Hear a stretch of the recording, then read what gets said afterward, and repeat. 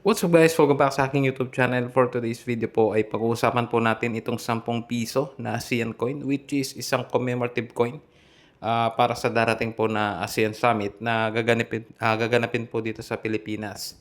So same lang po sila ng design sa harapan or sa obverse. Ito po, 10 piso. And meron lang siyang design po sa kabila, sa reverse niya.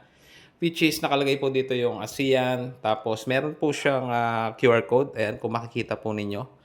Actually, wala pa po akong mismong coin na ito. So, gagamitin po nating reference yung galing sa BSP regarding dito po sa ating video. So, ito po, meron siyang QR code. Ngayon, pag in-scan nyo po yung QR code na yan, is mapupunta po kayo sa website ng BSP, which links po dun sa website ng ASEAN, no? ASEAN 2026 na, na gaganapin nga po dito sa sa Pilipinas. So, itong coin po na ito guys is a legal tender. So, magaan po siya alongside with the existing po na bimetallic coins which is yung 10 piso na BSP series and yung normal po na hindi commemorative na NGC series po ay magsi-circulate po ito.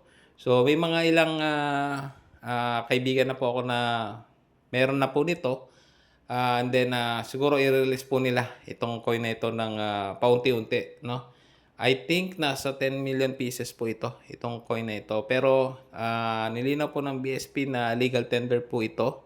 And ang value po nito is 10 piso lang din guys, no? Face value po is 10 pesos. Ngayon guys, kung meron man sakaling bumili po sa inyo nito ng medyo mataas sa kanyang face value, well, depende naman po sa inyo yan guys kung gusto nyo pong ibenta. But according to BSP nga po, ito ASEAN coin circulates as legal tender and can be used as payment alongside with the existing 10 pesos po. So, yun po guys Maraming salamat po sa panonood. I hope may naibigay po akong idea regarding sa coin na ito.